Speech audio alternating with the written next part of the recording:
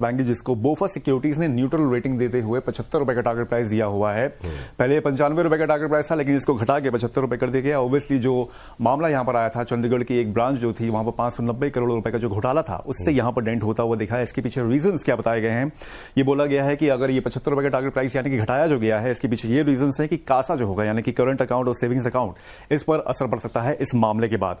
इसके बाद deposit growth, cost of funds, loan growth पर भी इंपैक्ट पड़ता हुआ दिख सकता है। हायर ऑपरेटिंग एक्सपेंसेस हो सकते हैं। इसके अलावा बताया गया है कि फाइनेंशियल ईयर 2027 में अर्निंग पर शेयर यानी कि ईपीएस जो है वो 13% घटाया गया है और पूरी क्लैरिटी के बाद ही स्टॉक को री रेटिंग में दी जाएगी। यानी कि जब पूरा मामला क्लियर हो जाएगा बैंक की ओर से या फिर ये जो पूरा केस है उसमें जब क्लैरिटी आ जाएगी, उसके बाद स्टॉक की री रेटिंग दी जाएगी। ये बात आईडीएफसी फर्स्ट बैंक पहले ये होता था न्यूट्रल सेल, इस तरह की रेटिंग आती थी ना तो शेयर मतलब और डूब जाता था। अब मतलब आती है हमेशा न्यूट्रल दिया गया वैसे इसको। मैं कह रहा हूं न्यूट्रल या सेल जैसी कोई रेटिंग आती थी तो शेयर में और गिरावट देखने को मिलती थी।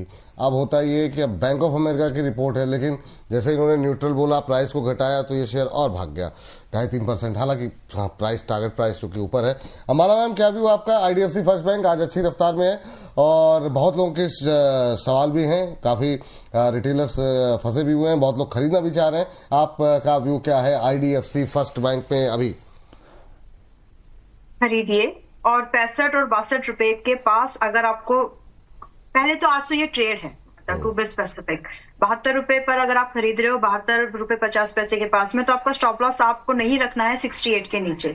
एंड जो पॉसिबल टारगेट है, because I don't want to miss it out, तो यहाँ से जो पॉसिबल टारगेट है वो लगभग 75 रुपए 70 पैसे के आसपास का एक पहला टारगेट तो बनना चाहिए, जो इसका रिसेंट हाई वगैरह था ये वाला, और दूसरा टारगेट इसमें 78 रुपए 69 रुपए का आपको मिल जाएगा।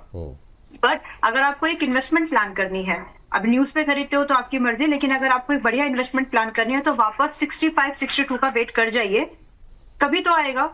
हाल फिलहाल अगर दोबारा इसमें अगर एक बार पुल बैक आ रहा है तो 65 रुपए से 62 रुपए का एक बार आ जाएगा, वहां खरीदना है।